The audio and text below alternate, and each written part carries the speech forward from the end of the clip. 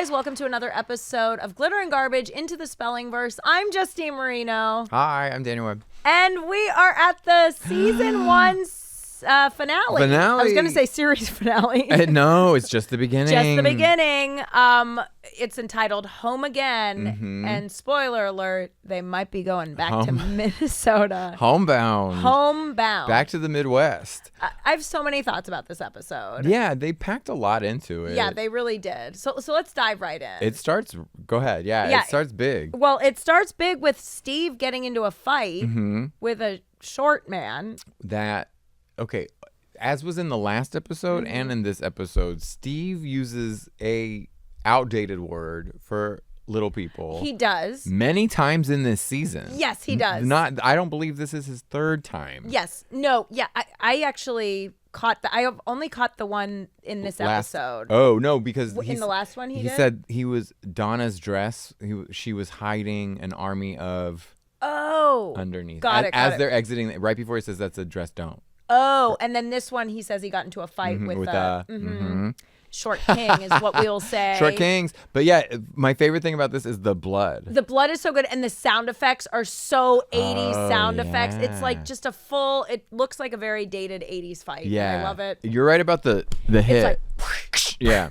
Pow! You know? It's great. Brandon, of course, comes in. A fellow Short King comes in to help out. And this is like, what's Brandon going to do? He's smaller than everyone here. And you're right. Steve does look like he towers over everybody. Steve's bigger. Why is this short person kicking his ass? Because Steve is all like gusto. Oh, that's true. Surprise, the straight guy can't back it up. That with, is like, true. action. That is true. But this is happening in the courtyard of the high school, and everybody's watching. Everyone's watching. Did shit like that happen at your school? No, because I went to an all-girls school. But y'all didn't get fucking... I called a girl a bitch in class, and she ran out crying. And that was it. But to be fair, she was a bitch. Was it Kelly? I stand by. It was Kelly. It was Jenny Garth. That's really funny. No, I stand by my accusation. Hell yeah, let her have it. It was funny because my teacher brought me out and was like, I was friends with my teacher. Oh, I love it. And he was gay, and he is gay. And we leave, and he's like, Justine, I can't defend you when you just call someone a bitch. I loved having the end. Yeah. I had a teacher. This was the best thing that my theater teacher. She was an older lady. I loved her, Miss DeHaven. She was the best. And she did this thing one time where we had a new vice principal, and who was a mean old lady. Yeah.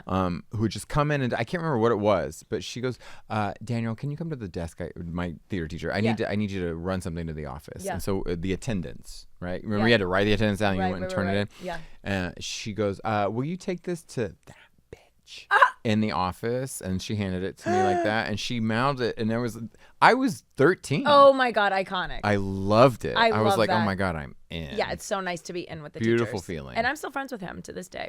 Yeah, I think she's dead, Miss DeHaven. Okay. But she was amazing. She was a great person. Yeah, we loved her. Okay, so right out the gate, Jim gets the news. The news. He gets called into Henry Powell's. Henry Powell wants to have lunch with him. For lunch, yeah. Jim is like, I'm going to get fired. Why does he want to have lunch with just me? It's not dinner. It's not drinks. It's lunch. Yeah, it's and I do believe I pulled a picture of the lunch, if we could grab that. Because did you note anything about the lunch location? Oh, no. It looked insane to me. What do you mean, like the exterior? Yeah, no, we'll see. Look, it literally looks like it's just in their office, set up like. That's not a restaurant. That's not a restaurant, but it's set up to look like a restaurant. So I'm like, are they trying to make it just seem like this is the office and we're bringing this in? Or are they trying to be like, maybe no one will realize this isn't a restaurant? Or what's with the homey, like the grandma wear? The grandma like wear. Like the tea set. Like the tea set. And then, but he has is that a wine glass? Is that a glass of wine? It's what is he drinking in the scotch glass? That is the same color as the wine. Exactly. And then also there's a basket of bread. Like, what secretary set this up? This looks like the casting office. It does. Do you know what I mean? Like the audition room. Yes. Like, so today's scene, we're gonna. Yeah, it is the Shea conference room. Karen says Shea conference room. Yes, exactly. That is so funny. Isn't that funny? I didn't clock it because the guy the coworker, he's like, you gotta that he's talking about not this guy, is he looks like Jim's like understudy. Yes. You know what I mean? Yes. It's like totally like he totally does. James Eckhouse's like he probably went to the James Eckhouse yes. like school of yes, acting. He did. Absolutely. He's probably being trained that day. He's the trainee. So Jim ends up getting a massive promotion. Double the pay. He has to, not double the pay. Quadruple. Yes. It's double first, right? Yeah. Oh yeah, you're right. Yeah. So, right. okay. So he gets a big promotion, but he has to go back to Minneapolis. So he goes back home and he's like, hey guys, let's vote on this as a family. But I love first, Steve comes in. They're making dinner in the Walsh kitchen. Kelly's there. Steve comes in wearing an eye patch. Yeah. No, nobody says anything. Yes. Go ahead. He's wearing an eye patch. And the only time I've known a kid to wear an eye patch is, look at this.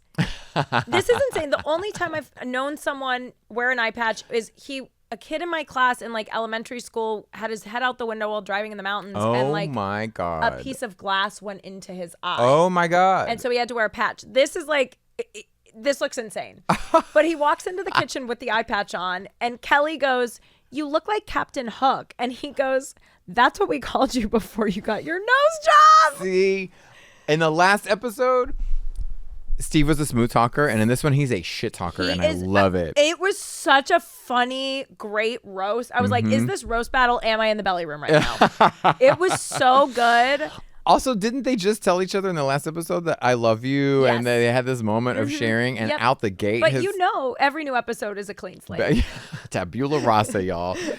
But he leaves the fight without an eye injury. That's what I'm saying. He's only bleeding from the lip, and then they're like, throw an eye patch on him. My favorite thing about the blood is that it is so caked, it never moves. You know what I mean? It never bleeds, actually. No, it doesn't. It's just like a Halloween costume. And again, who gets into a fight and has an eye patch over like a black eye? I'll say this: my friend was jumped in Texas. They think it was Kat Ramzinski, who I love. She was part of a gang initiative. She wasn't part of it, but being jumped was they think like a minivan pulled up, and that's the last thing she remembers. And like 5 people beat the shit out of her, and she was patched. Oh, she had a patch because her eye was like seriously not for life. But one of the greatest things ever was Scott Thompson was the Kids in the Hall came to perform at Moon Tower, and they had met, and she told him the whole story, and he worked it into his act. Oh, that's amazing! In the beautiful Paramount Theater in Austin, Texas, he was I can't remember what it was. It was like life sucks, and when life sucks, wear an eye patch. Oh, I love that. Wear 2, and he looked right at Kat and said it. But that's so cute. I think it was because her eye was like leaking. Oh, okay. So you said glass? No, I didn't say glass. You said glass in the eye. For some reason, like oozing or leaking really gives rough me the stuff. heebie-jeebies. I get it. Like blood is like. My own, I can't handle it, but other people's, I'm into it. Oh, interesting. Does that make me a sociopath? I don't know what that makes me. I don't know. No, I think you're just curious. You're just an aspiring surgeon. A voyeur. Yeah. But okay, so yeah. Okay. But then I love Jim comes in and he's like, Kelly, Steve, can I talk to my family alone? Can you leave? Like he's so abrupt. And they're like, okay. Super weird. Yeah. The other thing is he says we're going to do this the democratic way as a family. Yeah. I'm like, well, which is it? Yeah, exactly. It's not, but that's not the same thing. And then they do an anonymous vote where they write it all down. And spoiler alert, 3 people vote to stay and 1 person votes to leave. And Jim's like, oh, wow, you all want to stay. Okay. And then he quickly gets a call. The timing of it. The timing of it is insane. He's like, I just got a call that they're going to double my salary and throw in a car. What, did they ever say what kind of car? No. Okay, yeah, that's the whole. I'm like, well, what kind of? Yeah, what kind of, is it like a fucking. Yeah, it's like, can't just be any car. Yeah, no. You live in Beverly Hills. Yeah, it can't be like another gremlin. It needs to be. It can't be. Wait, what kind of read does Kelly give him? This is in the prom episode, but she's like, we can't go in whatever Leonard or whatever you're calling your car these days. Yes. She does shit on his car. Right? She shits on Mondale. Yeah, she does shit on Mondale. Walter Mondale. Mm-hmm. But okay, so yeah, but nobody wants to leave. Nobody wants to leave. But then Jim is like, hey, we're leaving. Twice the money. We're out of here. Which also, why are you letting your kids decide if you take this promotion? You're the parent. Mm-hmm. It's like when they asked for their input on the girl using their address to go to West Beverly. Welcome to being a Democrat, Walshes. Welcome to being. I'm not, but that's what it fucking feels like when that's the only thing that's on your side is that you're like, oh, my vote doesn't matter. Fuck. So funny. I'm actually not a part of this process. Damn. I thought it did. Well, here's the thing. They are very heartbroken, and they keep talking about the cold. That's like the through line. Have you been to Minnesota in the cold? Well, you're a Denver girl, you know. You're a Colorado girl. Yeah, I'm Denver, but like Minnesota, I lived in Milwaukee for a year. Oh, fuck it. Yeah, and that's it's freezing. Very cold. Yeah. But yeah, they just keep talking about. What were you doing in Milwaukee for a year? My dad worked for a local channel there for a year. As a kid? When I was a kid. So in wait, third grade. So you moved from Milwaukee to Denver? Yes. So you really were a Brenda. I was a Brenda. You really were. You were the Midwest girl. So you were probably like, and as far west as Denver. Well, I started in Boston, and we stopped in Atlanta. Even too. more exotic. Yeah. Oh exotic. my. Yeah. Yeah. Okay, I get it. So I was the new kid. So yes. that's probably, honestly, that's probably also why I related so much to Brenda, because I had to move. I moved a lot. And how much, in hindsight now, is Brenda's maybe character inconsistencies part of her masking, or those things that new kids do when because they have to be people pleasers. Yes. Maybe Brandon is a people pleaser because he doesn't know how to fit in because he too is like new kid. You know what? I'm loving this empathy that we're giving to Well, them. it's the last episode. Have we been to? Have I? think I we been both speaking? have You're like been. speak for yourself. Yeah, I've been too harsh on Brandon. No, I don't think so. You're pretty harsh on him. I'm harsh on Brandon. Yeah, but you're Brenda. She's fucking mean to him too. No, she is. She is. She clocked those two top drawers were hers the minute she had leverage. She the was minute like, she could both drawers. play that card. Okay, so the gang's moving. Brenda's heartbroken. Yeah, her she has relationship. I get that. Totally, like, because long distance relationships really don't work. Especially when you're in high school. Yeah, fuck that. And we've seen his wandering eye. And there's no FaceTime. She references that. Did you notice that? Yeah. When she says wandering eye. Yeah, she does. Like, and it's like totally. And she knows all the girls want Dylan. She's like, all the girls at not only just West Beverly, but Beverly, they all want Dylan. Yeah, well. And she got him. Dylan's basically an adult. Yeah. You know what I mean? So he's like the gateway to not being a kid life. Totally. Anyway, I love her. I love Brenda's this whole episode. Oh, she's so great this episode. And she's like, should I break up with him? Well, that's a trauma. It is a trauma. But yeah, so it's basically everybody absorbing the damage. Andrea. Oh my God, Andrea. So yeah, so then we go. Andrea asks Brandon out on like a date, basically. She's like, let's hang one more time, just us. And then it cuts to Brenda being like, you're going on a date, or you're going out with Andrea Zuckerman. And it's like, bitch, you were just encouraging him. This last episode. Now you're calling her Andrea Zuckerman like you aren't friends with her. And saying things like, she told Andrea in the last one, she's like, what's wrong when there's nothing wrong with when the girl asked the guy. Exactly. Like, she's really putting that in her head. And now Andrea has taken her advice, and Brenda's like, ew, you're going with Andrea Zuckerman? So then, like, what is you know what I mean? And Brandon listens to his sister because he really wants to fuck her. Because that's who he really wants. That's his spring dance. That's his 271. That is his 271. That's his hall pass. Well, so Brandon agrees to go out with Andrea. Also, Kelly in this time has been like, Brenda, you can stay with me for the summer. Oh, yeah. And that's the other thing. They're leaving in June, which is right around the corner. Yeah. They're not even staying for the summer. No. Brenda's very upset that Kelly and Donna are making summer plans without her. And did we know that Kelly's mom is entered sobriety until this episode? No, I think in that episode. Way back? Way back. Okay. We were led to believe she was turning a new leaf. Because when she said my mom is still adjusting to her sober life. Like, it's been a whole year So almost. that's kind of what I thought. I was like, that's kind of a shitty excuse. Because then Donna's like, she really tried. And I don't know if that's Tori's acting skills, but it sounded hollow. It did sound hollow. I wasn't buying it. I didn't feel like she tried. Exactly. So basically, Dylan's very upset. But Dylan's like, I want to make it work, you know? Because he, as evidenced in the last episode equally, he loves Brenda. He does love Brenda. He tells her that a lot. He does. He's like, Brenda, I love you. And she's like, you just want to fuck me. You want to, and everyone else. Which could all be true. It could be. Two things can be true at once. Yeah, but I do think he's invested. I do think even if he has a wandering eye, I get the sense that, again, Brenda is his bottom bitch.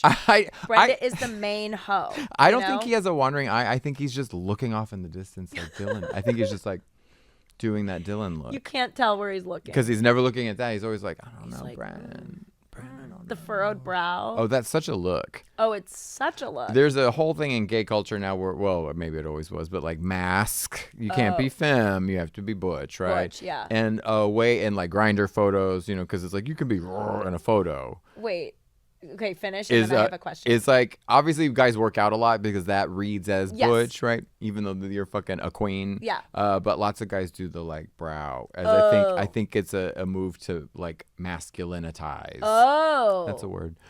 I have a long-term listener who has been a fan since I did one of my first podcasts, 3 Too Much, with Mark Ellis and Josh McCouga, and he's great, but he's on Grindr, and he'll constantly send me guys on Grindr who are shirtless, ripped, with ghost face masks on.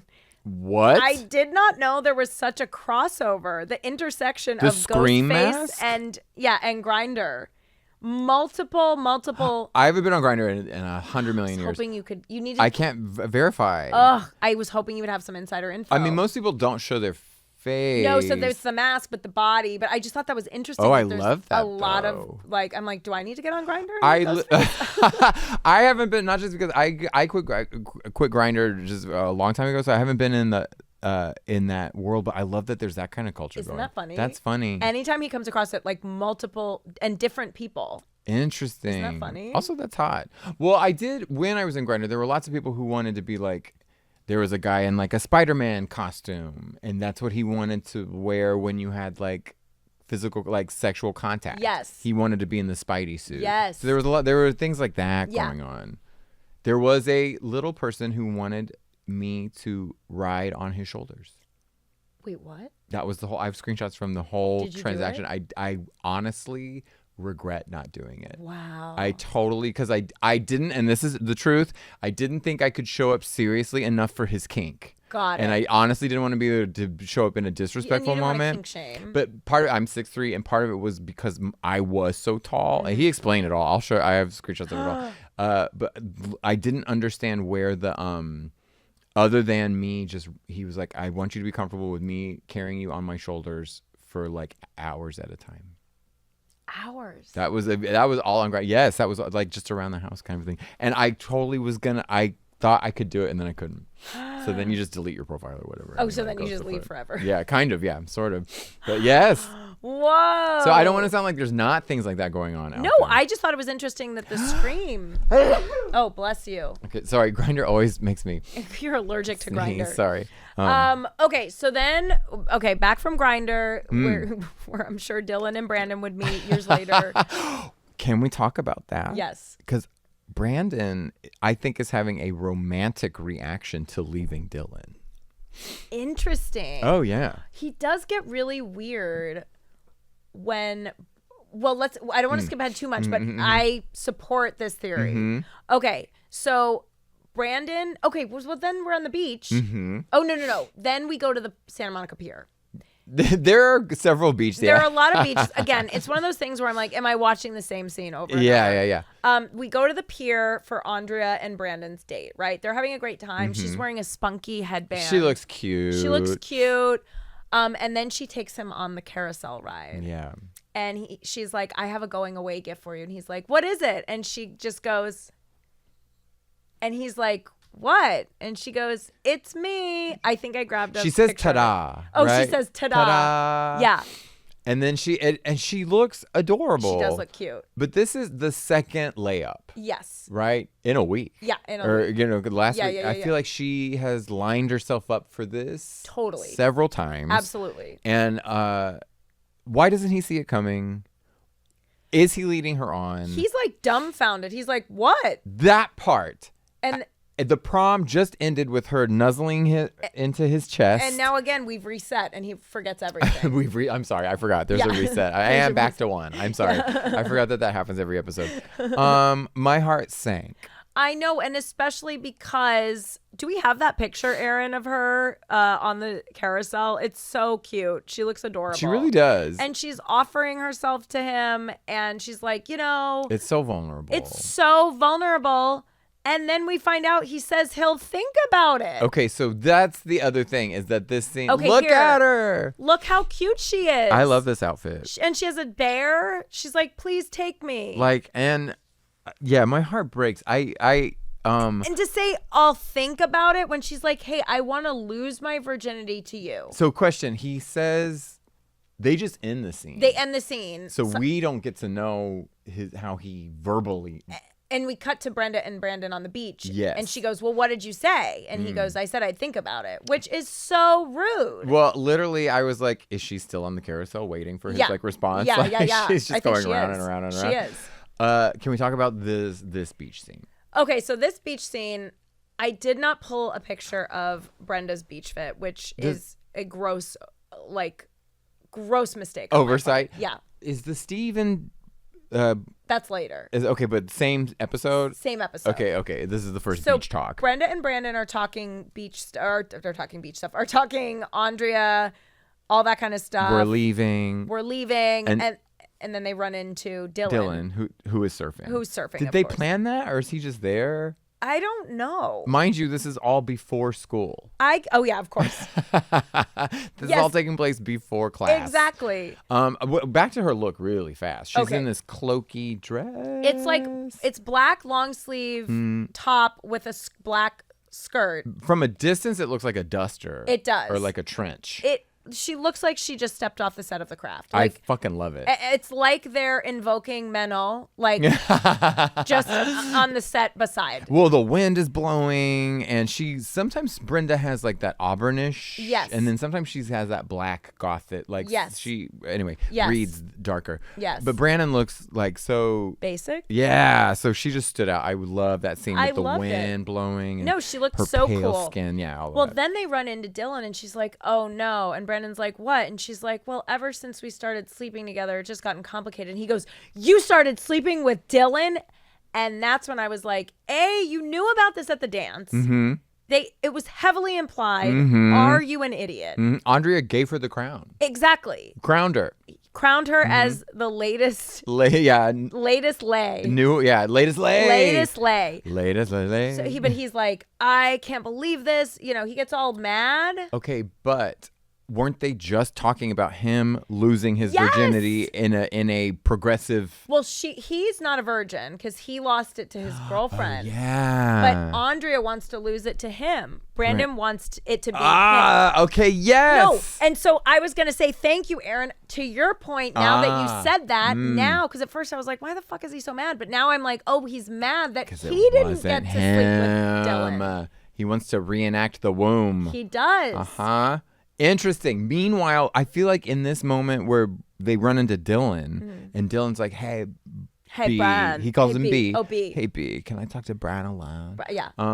I feel like Brandon's like, yeah, sure. There's like this weird And then Brandon goes to skip stones. Yeah, where does he go? He literally goes and it cuts to him without his shoes on. He's skipping stones. Well, Brandon, go to school. Yeah, what are you doing? 8 a.m. Go to class. Also, we don't need to see the shot of Brandon. We assume he's just gone. Yeah, we don't need that. We don't need the skipping stones. That's shot. not the continuity we're looking for. No, exactly. The continuity I was looking for and they delivered was Luke Perry in the wetsuit. Oh yeah. It's like that next to in the baseball when he's in the pits. Oh. That's only second to him in the baseball uniform. Oh, the baseball uniform is so hot. Don't even start. But he looks great in the scuba suit. He does look good, and then. They have another chat, and Brenda's like, "This is gonna be hard." Whatever. I don't even remember because I feel like they have the same conversation. They're like, "Should we? Shouldn't we? Should we? Shouldn't we?" Yeah. And it's like I don't like any of the scenes until they're actually in the bed and sweaty, and she looks awful, and she's crying. It's such an unattractive scene, but that's what sex looks like. It does. It really is. It is. Yeah, that was the only time I was like this, but that scene was so long. The bedroom scene. Yeah, it was. But she, her crying was very legit.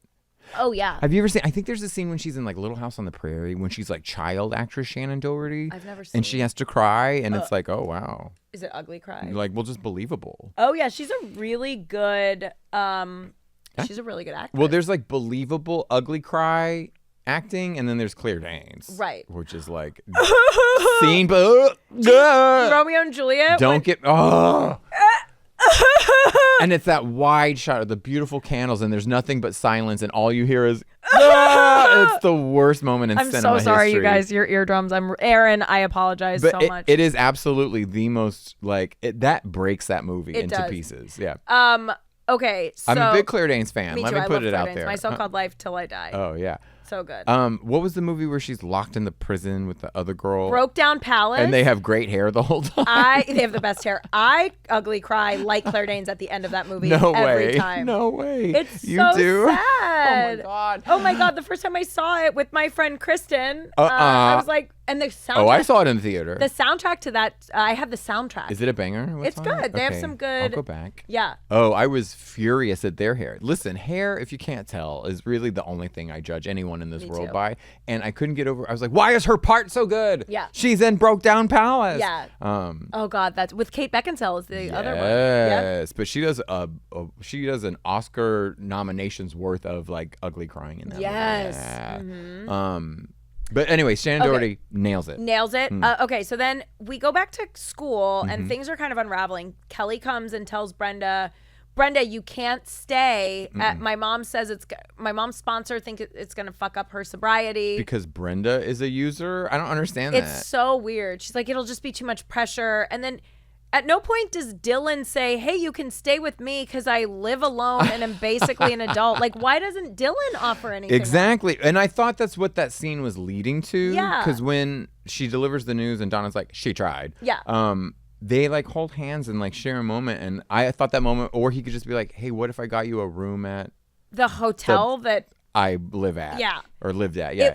It was just, I was like, why is Dylan not stepping up here? Or maybe that was just like because he's not a parent. In Kelly's house, there was a parent. I'm sure that's the case, but also Brenda has no problem lying to her parents. She does it all the time. Or she has no problem getting access to, like I say, hotel rooms. She knows 271. She does know 271, and she lies. So like, it's like, girl, put some of these skills together. Well, and the other thing is, would they break up the twins?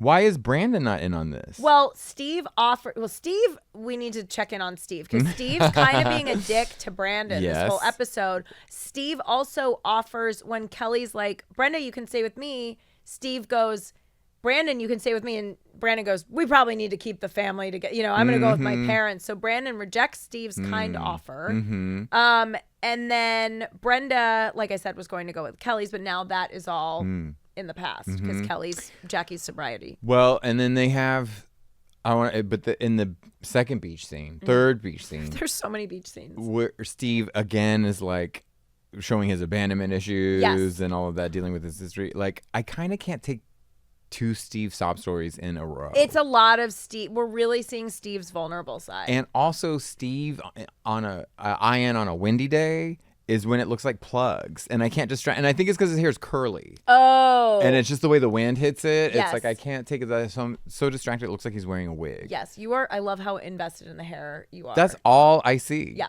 It's like a song. I don't ever hear the lyrics of a song for maybe a decade. Got it. I'm only listening to the music. I love that. And when if I'm speaking to a person or watching television, I'm strictly examining hair performance. Mainly performance, yeah, like that. Hair performance? Well, yeah, it's not just how it looks, but what it does. You know what I also love? I say on the worst hair day of my absolute life. No, you're great hair day.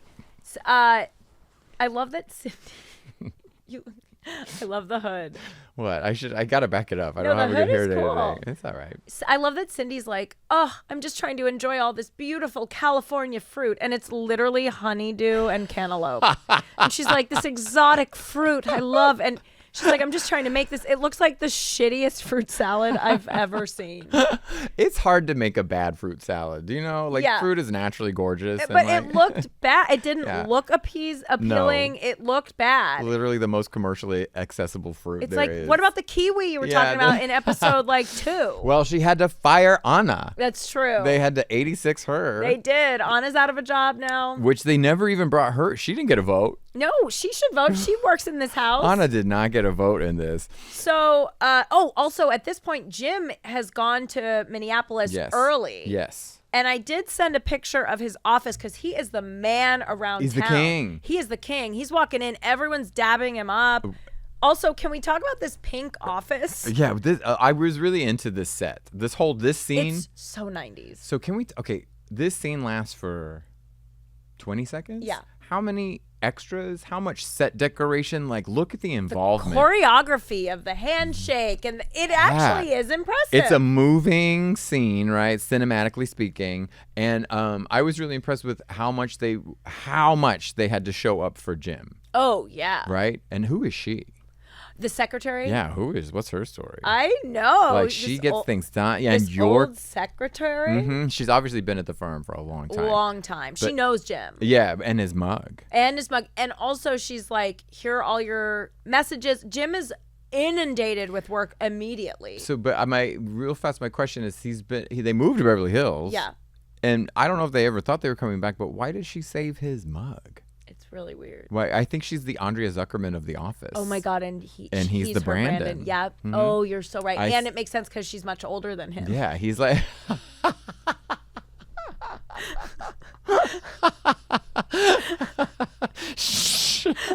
That is hilarious. She totally looks like Andrea. She has Andrea hair. That is so fucking funny. Yeah. But he is the king. People can't, like, they're tripping over themselves to welcome him. They're in. like, Jimbo's back. And how many? He has so many. He's inundated. He has so many messages. He has meetings. She has a whole schedule. Yeah. He is swamped. Where's his car, though? Where is his car? Oh, wait. Also, I think I sent you an exterior shot of Minneapolis. Now, I just want to set this up. The last episode was the spring dance. Oh. They're leaving in June, which is around the corner. Yes. So I'm assuming this is maybe like May or so. Yes. And we go to Minnesota, and I'm just going to wait because it really is worth it. Jim is going back to Minneapolis in this episode. Let's just remind ourselves, the last episode was the spring dance. Mm-hmm. They are leaving in June, which is around the corner. So this is probably May. And let's check in on what it looks like in Minneapolis during this episode. Do they ever? Snow. What the fuck? This is May. And also, this is what, 1991, 2, 3? Yes. Global warming has not even begun yet. Exactly. So there's not going to be climate change this is almost summer. Yes, and that's just like a gross oversight. So I want to jump ahead if I can. Okay, yes, jump ahead. To the end of the episode. Yes. Where Jim after he makes his announcement. Yes. Right? The song they played, did you notice that? Oh, because you had the real song this time. Yes. You watched on our account. So did you notice the song that they played? Oh, no. What was it? Do you know this? What is it? It's by Kenny Loggins. Oh, my God. See? You're not chorus. getting Kenny Loggins on Pluto. No, you are not. Do you know this song? Oh, yes. So what does this bring to mind?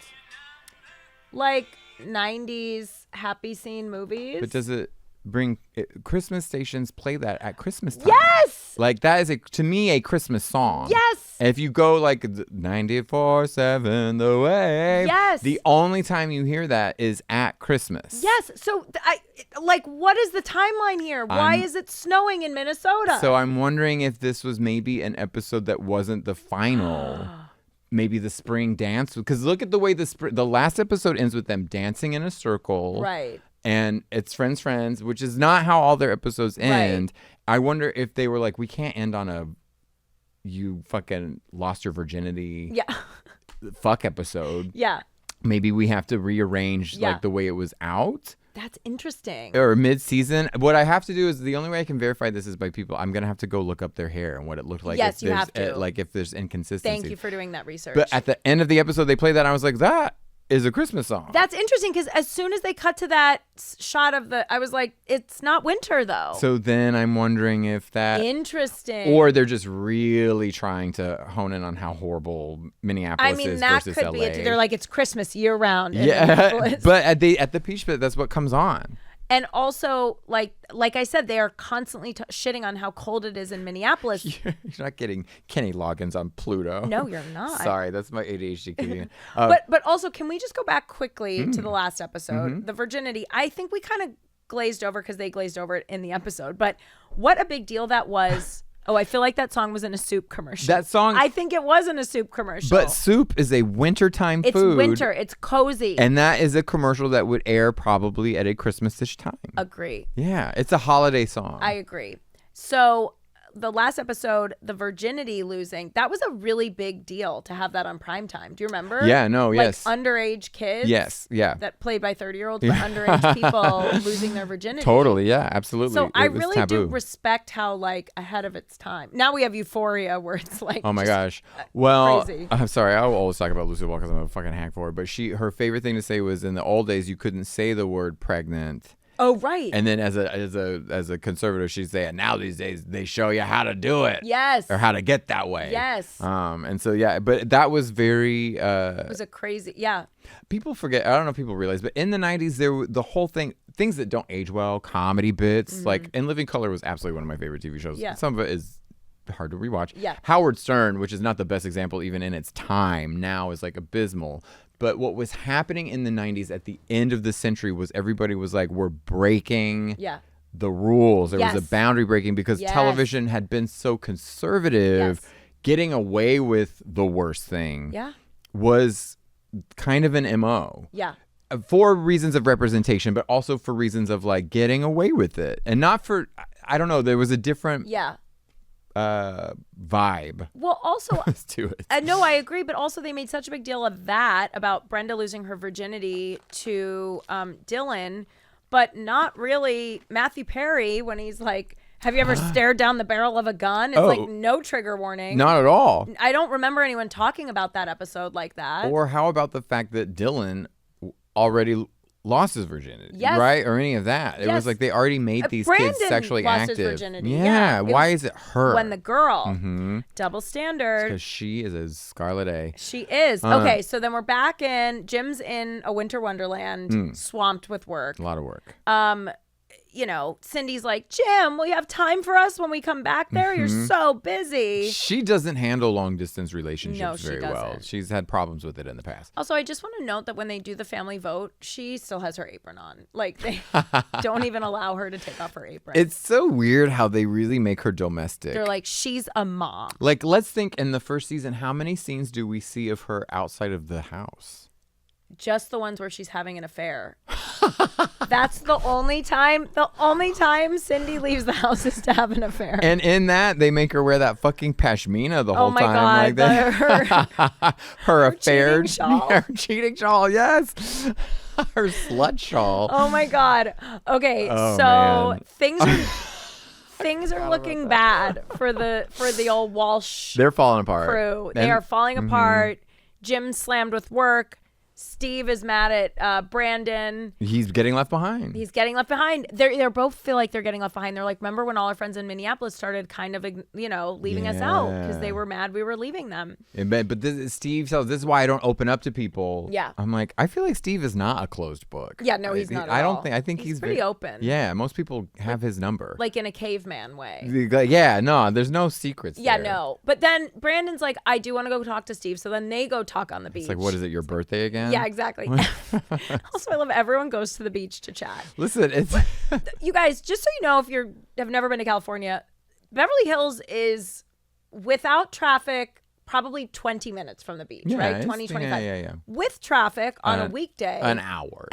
Yeah, it's not right there. So they're acting like, oh, we're just in California by the beach. Before school. I can't get over this before school. It's insane. I have not been to the beach in years. But see, I've been to Venice Beach. Doesn't really talk count. about Yeah, that. You'll notice they never went to. If you're gonna have a serious conversation, you go to Malibu. Yeah, exactly. It's real. My godmother didn't talk to my mom for years when we left Chicago. Interesting. Oh, I guess back then. Okay, here's the thing. I hate to be the old fucking bag on the thing, but it's like when someone moved, you almost never saw them. No, again. you really didn't, because there was no FaceTime, internet, and social media. Long distance phone calls, of which I was a telemarketer and sold long distance. Oh, we are aware of in your the 90s. Impressive background. Was expensive. Yeah. So I do forget it was like you did say goodbye to people. Yeah, no, you did. It was bye. I should have moved more. I should have moved more. I should have lost touch. I should have gone away. So Steve and Brandon go to the beach, and Steve says the slur for little people again. And he's like, Brandon, you saw me get into that fight. I've opened up to you. This is what I get for opening up. And he's like, Brandon, you make friends so easily. I don't. Blah blah blah. And then they decide to do like one last surf together. Yeah. But then Brandon falls asleep on the beach. Yeah. It's also, when is school? Like, I'm so what confused. day is it? What day is it? I don't really feel sorry. I mean, I never feel sorry for Steve, but I this pity party is, I think, unwarranted. Yeah, it's I like agree. He's really popular. He has money and access. You It's have a like, Corvette. Yeah, and it's like, your mom is famous. Your mom is famous. Get over it. That's why he was in the fight, though, because someone called his mom washed up. Yeah. Brandon, I think, where he calls everybody else out for some bullshit, he really coddles Steve. He does. And it's like...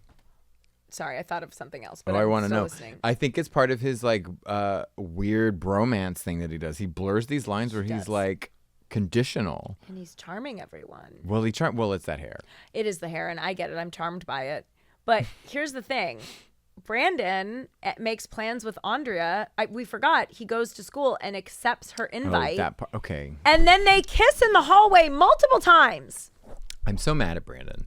This whole episode. They kiss multiple times publicly at school. Have you ever had a sexual like encounter that you said, I'll let you know, I'll tell you tomorrow, where you left someone on the hook or like waiting? Yeah, waiting. That wasn't maybe like 15. I don't understand. She for sure called the rap line that night. She couldn't work because she had to call. Yeah, she had to call. She's not she's a member. Yeah. I don't understand how she's just like waiting for him to be like, you know what, I'll do it. That's what I'm saying. I'm like, Andrea, you are a smart, independent woman. She has a great job. You have a great job at the Blaze. The editor of the Blaze. You take the bus to school every day. Who has time to fuck? You are a strong woman, and then this guy comes around. You turn into this little like. Has that? It's never happened to you. It's happened to me. Never happened to you. I mean, yeah, some guys. It's just like. Why is that? The fucking Punky Brewster guy. Oh really? Yeah, and he wasn't even 6 feet. Oh, I hate. Oh, see, that is the ultimate insult. You know what? If he stood up on that box set, I bet he was 6 feet. Oh my god. Wait, but Andrea and Brandon make plans to fuck. And then she's like, I'll come meet you at the Peach Pit. So then she goes to the Peach Pit wearing a blazer with her planner. Because she's like, hey, actually, I can't fuck tonight. Yeah. Okay, wait. Way before that, why did they even... Is it her first time? It's her first time. It's her first time. Why is she... like, what is the negotiation that she wants to fuck at the why isn't it in a hotel room on a bed and all this other romance? Why is it at the diner? They decide after all this, like, I think first they were going to do it at her house because her parents were going to be there. No, her dad's poker game. Well, then the dad's poker. Well, she has something tonight, and then the dad's poker game the next night, and then something else. And he goes, but we can come to the Peach Pit. Okay, so two things in that moment. Yeah. Have we ever heard about her dad before? No. Okay, I assumed there was no dad. That's what I thought. I didn't even think the mom from the last episode was like a thing. Yeah. Second, what about Peach and Pit makes you want to fuck? I just don't get her. Also, where? There's one booth. Counter. Yeah. Well, she does say the counter. She wants the counter. Andrea's a freak. Oh, I am not doubting. Andrea is kinky. I believe her horniness. Yeah. Like I'm totally like I'm into that. But I'm just so I question the character, the leap. Yeah. And her being like, I want to fuck on the booth. Yeah, I agree. And also, I mean, she literally couldn't even ask Brandon to the dance the last episode. And yet now here she's she like, is let's fuck having on the public sex. And also wearing a blazer and carrying a planner to schedule pencil her pussy in. Yeah, exactly. To pencil her pussy. So Brandon's like, I'll let us into the Peach Pit Sunday. Well, he held up the key, so he was ready for it. He was ready. Which when he did, I thought it was 271. Oh. I thought it was a hotel key. I wish it was 271. And the way he's like, this is the key to the Peach Pit. Yes. Where we're gonna... I was like, this is getting grosser and grosser the more detail you're giving me. It's so vile. So gross. Yeah. You know what's funny? When I heard room 271 in my head, because all of my tattoos are really dumb pop culture, I was like, I should get 271. Get the hotel key. Oh my God. Oh my God. Do it. So good. Do it. I don't know how to reinforce this. Get it set. I need a 90210 tattoo. If you guys have any pitches, let me know. Oh shit, that's such a good one. Because I don't like them to be like overly like obvious. A little mysterious. Yeah. I love I say that as I have literally Johnny Depp's exact tattoo on my arm. Does Mondale not have a backseat? No, we lost Mondale in the drunk driving accident. Yeah, he's gone. But that's a great great point. He has his mom's station wagon. Which is a hatchback. Yeah, hello. They can easily fuck in the station wagon. Hatchback over Peach Pit any day. Any day. Okay, so then after that, Brandon goes to the beach with Steve and falls asleep when they're supposed to go surfing. We don't know what day it is. I guess it's Sunday because then he's like, I have a date tonight. So then he goes to meet Andrea at the Peach Pit, but he had this dream about her where she looked hot. Aaron, you know what picture I'm talking about. This is the moment. Oh my gosh, yes. This is Andrea in Brandon's fantasy. And I love she still looks like a madam. She still has shoulder pads. At no point does she look like a young, girl, like coquettish. No, excellent. Yes. No, you're totally right. She looks like a teacher that's seducing a student. It's the same. Okay, so like in the like Christmas Vacation where he has the fantasy about the girl, the sales lady. Oh, do I ever? The red bathing suit. Yes, juicy. I love that scene. But that woman looked older. There wasn't anything coquettish. Yes. Again, like, why is her hair 5 inches tall? It makes her look older. And her glasses, she's like, I'm still smart. Hot for teacher. Yes, yeah. It's very hot for teacher. But all that being said, she looks fucking great. No, she looks great. Yeah. Don't get me wrong. She just does not look like a high school student. How would you describe the blouse? Getting steamy. Aaron's getting steamy in the booth. I think Aaron just lit a cigarette. His childhood crush is looking hot. Yeah. I'm not going to lie, though. I totally see it, Aaron. I totally get it. No, she looks great. Look, I would call this is like, it's interesting because it has shoulder pads. It looks like a bodysuit with some structure. It looks like a structured bodysuit. Yeah. I mean, it's that weird blur early 90s where the 80s, that shape was still very, like... It's very Balmain, if I'm being honest. 1,000, yeah. Right? Yeah, excellent. Yeah. And that's totally back now. Yeah, oh, absolutely. All that oversized, but a little Balmain. Balmain. Yeah. She looks beautiful. I She loved it. looks great. So they make plans to meet up. At some point, Brenda and Dylan have a fight in bed where Brenda breaks up with him. Yes. Well, she can't. It's never going to work. It's not going to work. Yeah. And he's like, I love you. Please, let's make it work. Again, it's one in classic Brenda fashion. I'm like, she doesn't roll with it. I feel like she creates a problem. And she created a little problem. I mean, they're moving. That's outside of her control. Yeah. But it doesn't have to be this, like, I'm sweating in bed and now I'm crying and, like... Sweaty and crying. That was it. That scene where she's like up her hands on her knees and she's like, yeah, that. Yeah, no, it's very. I admire her commitment to her character because it was not an attractive scene, but it was believable. No, she really went for it. That was it. Yep. She's a great crier. So they break up. She's upset. They're packing up. Whatever. Then they're back at home. Jim comes home. Brenda gets a call that she has to go to the Peach Pit. Nat needs her for something at the Peach Pit, right? So she's like, "Oh, I don't really want to. Did I miss something?" What's her waitress name? Oh, Lavoine. Lavoine has a shift. Is needed. Yeah, how did Nat get her there? He was just like, Brenda, I need you to come help me with something. Okay. And Brenda's like, no, I'm moving, whatever. And Cindy's like, why don't you go? Yeah. Cindy and Jim encourage it. And then we go to Brenda and Andrea. Brandon and Andrea. Listen, you just said what Brandon has been waiting to hear was Brendan. He wants them to be one. Exactly. So they go to meet outside. Andrea is wearing a blazer to have sex for the first time. That's her sexy outfit, is a pink blazer. And it's so conservative. And so is he. But also he looks at her and she goes, is something wrong? And he goes, I just pictured something different. Fuck you, dude. You're both wearing jeans. But also, what a rude thing to say to someone. I'm saying this, like, this made me mad. I was like, fuck you, dude. Yeah, she's offering herself to you and you're critiquing her outfit because you're secretly in love with Dylan? Maybe she looks too much like Dylan. Like a blazer and pants was too masculine. Yeah. She should have worn a wetsuit. She should. If they're gonna, like, I don't understand this kink. Like, if they're gonna fuck at the Peach Pit, why not, like, fuck at on the carousel? Exactly. Like, that is way more information. I agree. He's referencing his dream. No, I know that, but it still was, I think, a rude thing to say to someone out loud. Also, she looks hot. Like, I like Andrea hair down. I totally get that it was a dream. I like her hair down, but I get that it was a dream reference. But, like, I just thought that was mean to say after he's already made her wait 24 hours.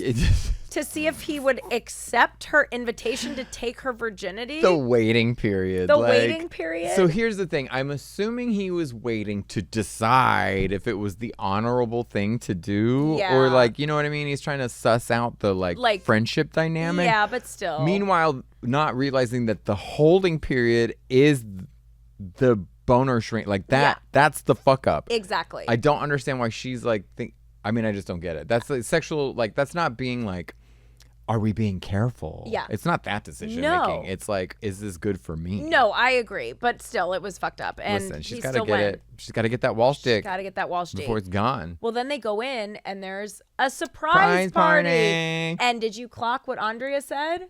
Which no, was, what did she say? She said, Kelly's there. Kelly's like, yay. And she goes, I told Kelly about our meeting so that I could get some advice, and she turned it into a fucking surprise party. oh, I missed, because what I clocked was, go ahead. And that's when I texted you, Kelly is such a bitch. It's okay, because all I saw was when Brenda comes in and goes, you were in on it. And so I thought the Walsh parents were the ones who did it. Andrea says, and she says it under her breath, she goes, I told Kelly about our rendezvous for some advice, and she turned it into a this. Oh, I totally missed that part. Bitch, because right? yes. Isn't that so bitchy? Is she cock blocking? Yes. She wants all the attention of everyone all the time. Wow. What season did they become an item? Well, also, not till way later. We forgot to mention in the last episode, Kelly's like, I like you, Brandon. And he's like, you're kind of like my sister. And she says, that's like the ugliest thing anyone's ever said to me, right? And also it's like, but if you knew how he really felt about his sister, you would know that that's actually a huge compliment and he wants to fuck you. I keep stepping on your zingers. No, I'm sorry. You're killing it. Great. You got some good it's ones. Great. But all of this I didn't understand. Is this them Rachel Rossing Andrea and Brandon to the next season? So. I think it is. What season do Kelly and Brandon become a thing? I don't think they become a thing until later. Like 6, 7, 8, right? Like I think at least like college. I think is like when they way get after her like unfortunate haircut. Yes. And all those things. God, so many bad haircuts. There's a lot. There's a lot of bad haircuts coming. Not to be the person, but the mid to late 90s were a rough time for a lot of people. It was a lot of the like short, for men and women, short on the sides and long on the top. Yeah, or spiky. Yes, it was spiky. There was like a spiky era. Yeah, no, it was bad. It was not cute. Okay, so, but also that's what's crazy. It's like, dude, Kelly, Brandon rejected you. He made it clear that he is not interested in you. Mm-hmm. And you're cockblocking Andrea, who is so into him. And everyone knows that. We've known that since Amanda shamed her for it at the slumber party. Listen, that slumber party was a real paradigm shift. It's still, I like it being a reference point because it's when so many things like shifted and so much power was exerted. Yes. My question is, who keeps inviting David Silver to any of this stuff? If he's such an outcast, like how does he keep weaseling his way into the party invite? It's weird because he's there sometimes, but not all the time. If this is her event, right? She doesn't like him. But did you see Donna and David were dancing at the end of this episode? This is the beginning. Look, 3 iconic couples, Jim and Cindy, Dylan and Brenda, and David and Donna. So I think this is where they start to plant the seeds. And to be honest, this was so fucking cute. Tori and David and Brian dancing. I really felt like you could just tell they had great chemistry. Yeah. There was a lot about Donna in the last scene I loved. Yeah. Hair, her shirt, all of it. It should be noted, and I sent this to you in the footnote in the last episode when I was trying to figure out because of the weird 23rd episode. It said... Douglas Emerson does not appear in this episode and is downgraded to a recurring character in the next season. So why do you think they even did that? I don't know why because he goes away during the summer and comes back as like a cowboy. Yeah, he comes back They could have just made him move. And they never did him dirty. Yeah. Why did they do what they did? Maybe because they didn't really address the gun issue in the Matthew Perry episode. We should probably do a redo. They really waltzed through that part of what that episode was about. So I think they did have to put a button on that and be like, by the way, guns are bad and dangerous because they literally just had Brandon Walsh take it away from him. Yeah. And there were no legal or no ramifications. From that, They just watched the Dodger game after. They were like, let's put on the game. At the psych ward. Yeah, exactly. At the psych ward. Okay, so then... but my favorite thing before we have the happy ending, they go in, it's a surprise party. Everyone's doing their video testimonials about how much they love the Walshes. It's like a wedding where you pass the camcorder around and you wish the bride and groom well off. David's filming, by the way. Voyeur. But also, like, Brenda dumped Dylan. Yep. And now he's here and he's just like, he starts to say something and he's like, I don't know what I'd do without you guys. You Walshes are the only family I have. Yep. And that is all Jim needs to hear to say goodbye to his double salary, his car, the job promotion. He's like, I think us Walshes are going to stay right here. I don't get it. His whole family told him we'd like to stay, and then he just takes Dylan. That's the guy who fucked his daughter is the one he listens to. I don't understand that. He's like, I can't cockblock Dylan. My guy Dylan. Like, well, remember how like Broy was about Brandon getting laid? Yes. He's all about the like. The guy who fucked his daughter is the one who convinces him to stay. It's literal bro code is what saved the Walshes. It is so true. They ended on that, like that fucking masculinity doubling down. Yes.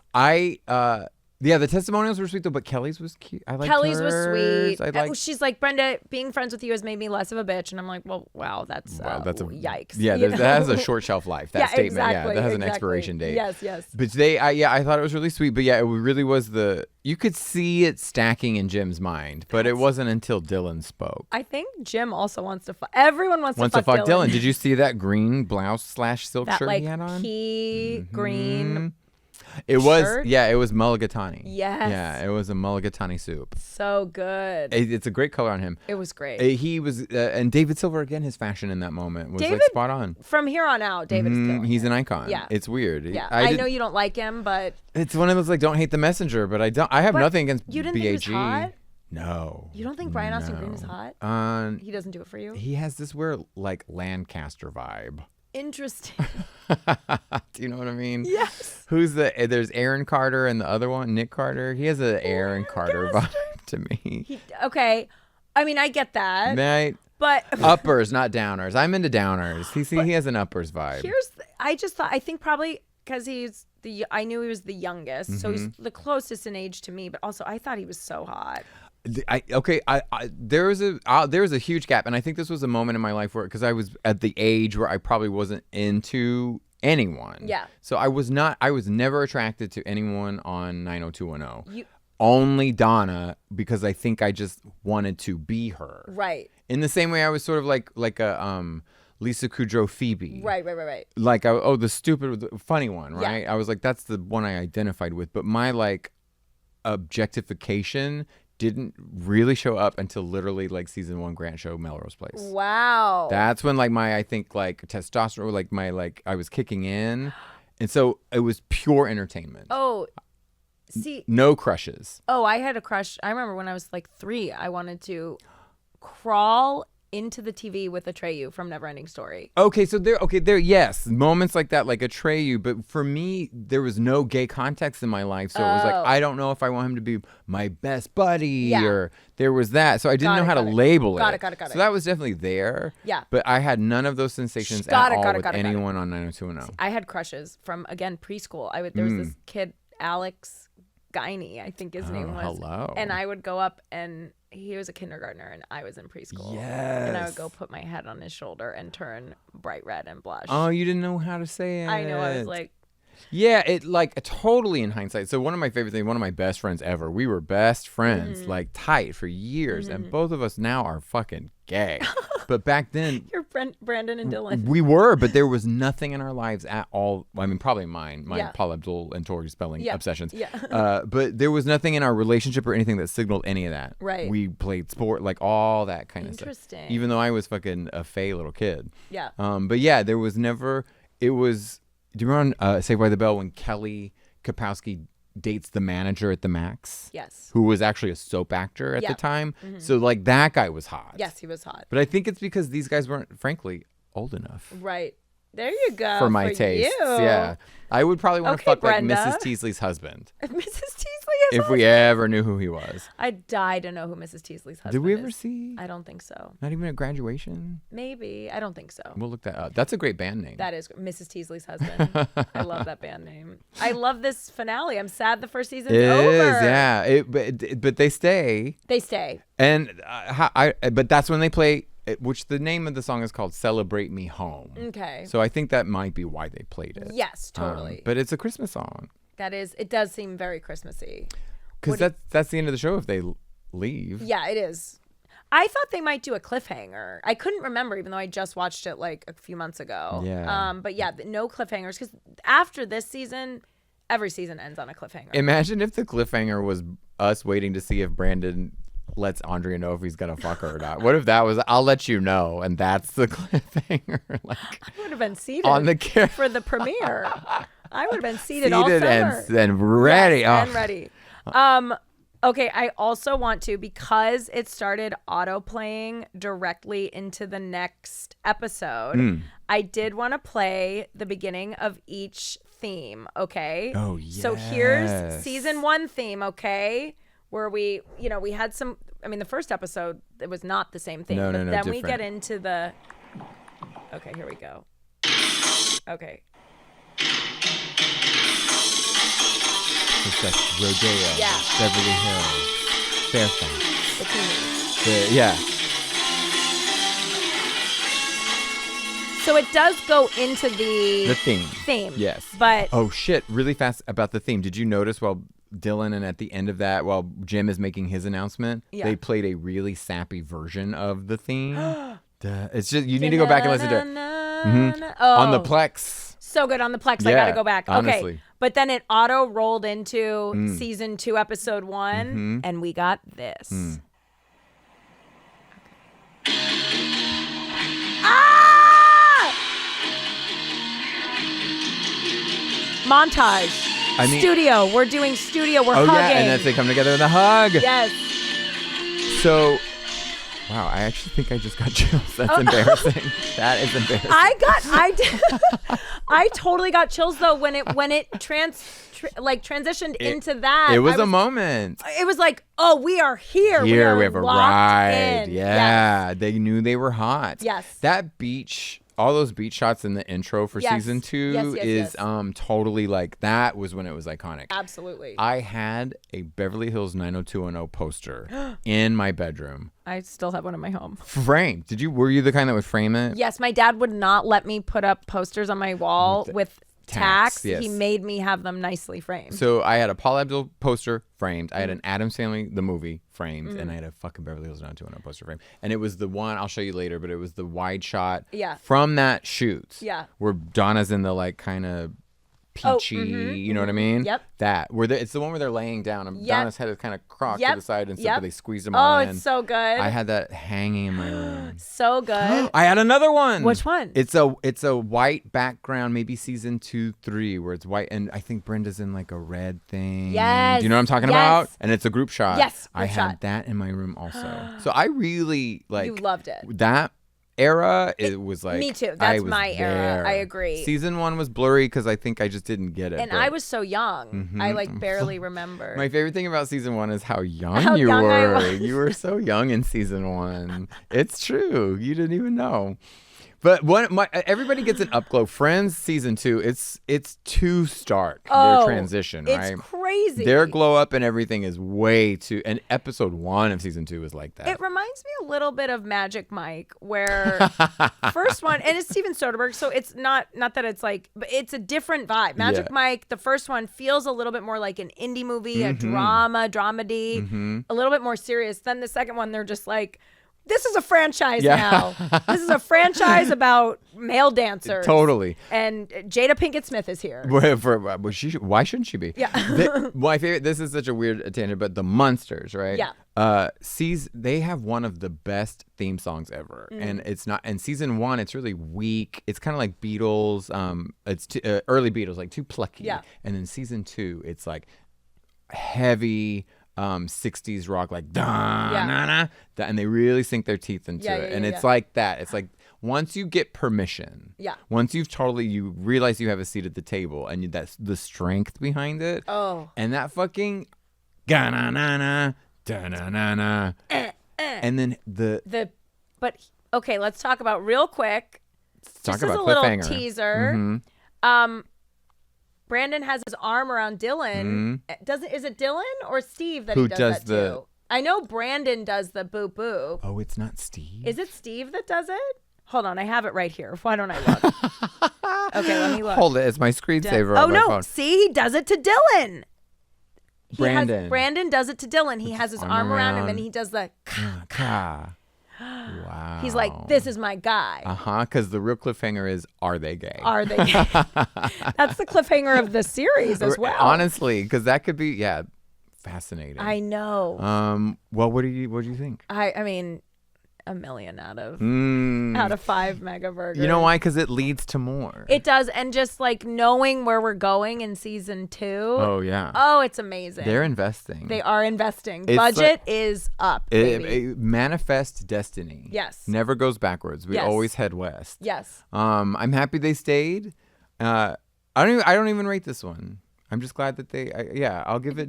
You're giving it a staying in Beverly Hills. I'm just happy. Yeah, I'm happy. I think the last one was a really good crown. Yeah, I agree. The last episode. I agree. This one is very like finale. We'll set up a big, game-changing problem that was solved by the end of the episode. But I felt real emotions for Andrea on the carousel. I did too. I did, and I didn't like that feeling. So that's why I'm not rating it, because it got too real. I liked it. Just and as a series, as the season, what would you rate the season?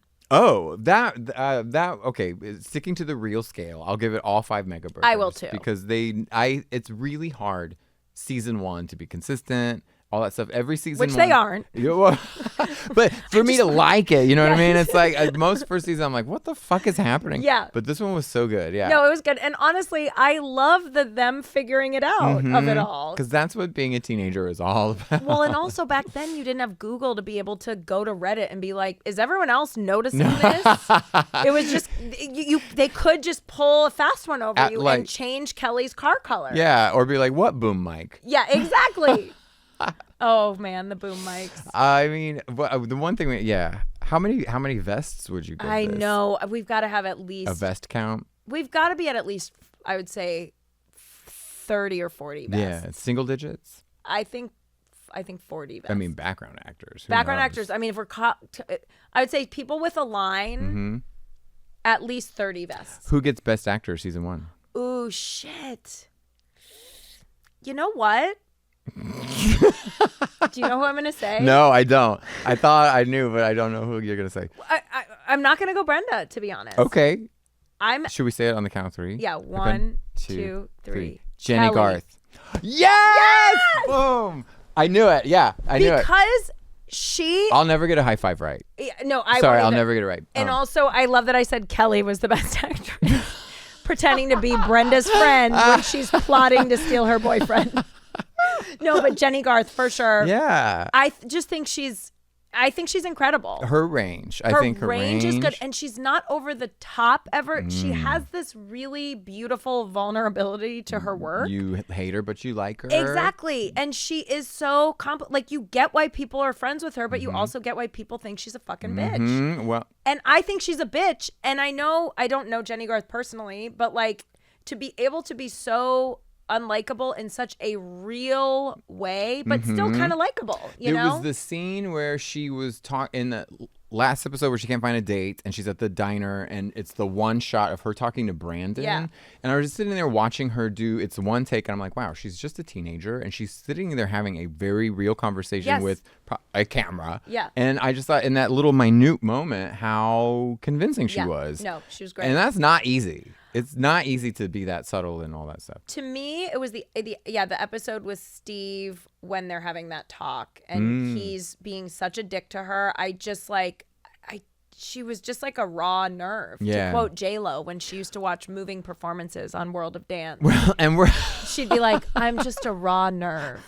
And that's what I got from Jenny Garth. Best supporting actress goes to Kelly's mom. Yeah, Kelly's mom. Jackie, for sure, Jackie. Yeah, hands down. I can't wait to see. And I know we do. Okay, what about best actor? Oh, okay. It's harder. Oh, man, that is harder. The guys, they don't really do it for me. They didn't blow me away the way I have to say the girls did. I honestly think overall, all the girls are great. I mean, they're all good actors, obviously, but the girls all, maybe because I relate more to them. I don't know. Okay, the best actor goes to Scott because he thinks it looks from the way I'm convinced that he thinks he's gonna be around. Yeah, I know. And that's really good acting. I might go honestly. I might go Ian, to be honest. To be so unlikable and a dick and get into that character, he is good at that. And show the vulnerability towards the end. Like, I thought that was more layered than some of the other performances. Like, imagine having to be like, it's my birthday and I'm adopted and not sound like that. Yeah, exactly. And actually be like, oh, poor guy. You know what? I think that scene between Steve and Kelly, that I think was one of the best acted scenes of the I'll give whole you that. season. Yeah, there was reason for it. It had context. There was strength. It was subtle. They have such good chemistry too. Which, again, watching with Mitch, I was like, I am so pulling for Steve and Kelly. You believe that they have a past, even though we have never seen them as a couple. Yes. Yeah. Totally. It's like Kelly's nose. We'll never know. We'll never knows about Captain Hook. Okay, best fashion, obviously. Oh, Donna. Yeah, Donna. Yeah. And I'll runner up to Darla. Okay, honestly, runner up is Andrea. I think she's the snake in the grass. Yeah. David maybe. I was gonna say David is also good. Donna, that's why they go together so well. Yes. Yeah. They're very 90s. But also, I love that next year they're gonna be juniors as well because they have to justify David graduating a year early. They're like, well, fuck, we made him a freshman when they're juniors. Right. It doesn't really make sense. Now people like him. We'll just make him juniors. Well, again. I guess they don't they wouldn't graduate. Well, we don't see technically the end of the year, so it's just a very long junior year. God. But what's crazy is we have like Christmas and holiday episodes in the next. They really are counting us not paying attention. But they don't have a holiday episode this season, right? No, that's what I'm saying. But they have them next season. So maybe they're just trying to play the long game, and that Minnesota shot you pulled out was just them being like, maybe no one noticed. Maybe. Because the other thing that happens is if it's not a hit show, right, they were banking on people will watch the first half in the summer and then by second season, then we're up and running and people are tuned in. I'm so curious. It's so funny because I just watched this a couple months ago with Mitch and was like, what happens with season 2? And I was like, oh, I got it. Now it makes sense. And then it totally left. It left. I'm like, what happened again? When are the summer episodes? But that's what it's like in the Spellingverse. It is. I love the Spellingverse. Do you guys love the Spellingverse? Do you want us to do more season 2 and beyond? Let us know in the comments. Yay. We probably will anyway. It was fun. It was fun. It's been so fun. Thanks, Justine. Thank you, This was Daniel. fun. Thanks a lot. Thank you, Aaron. We love you. Yeah, Aaron. Thank you so much. My favorite best thing about captions goes to Aaron. Honestly, Aaron. So what y'all might not see is there's a screen where we can see what's happening, and Aaron types a bunch of stuff in. But his go-to reference, you're really I love the stuff you pull in because He's fast. He gets it. Yeah, it's great. He's so on brand. I love that. Yes, Aaron, we love you so much. We wish we were on brand. Den. I know we do. And on that note, you guys, thank you so much. It's a dance. Don't. I'll see you next time. Bye. Bye. That's it for season 1 of Glitter and Garbage Into the Spellingverse. If you enjoyed it and have not already done so, please like and subscribe. Share it with a friend who you think might enjoy it. We love doing this for you guys and with you guys. And just like in the original Beverly Hills 90210, we are going to be taking a little break between seasons 1 and 2 of our recaps. So we'll be back soon. Keep in touch in the meantime. And after finishing recording, we realized that there is a huge cliffhanger at the end of season 1. Is Brenda pregnant? So we got to come back and deal with that. Brandon's not going to be happy if she is. But you guys, I hope you enjoyed it. Talk to you soon. glitterandgarbagepod@gmail.com for any thoughts, questions, concerns, comments. And we'll be back soon with season 2.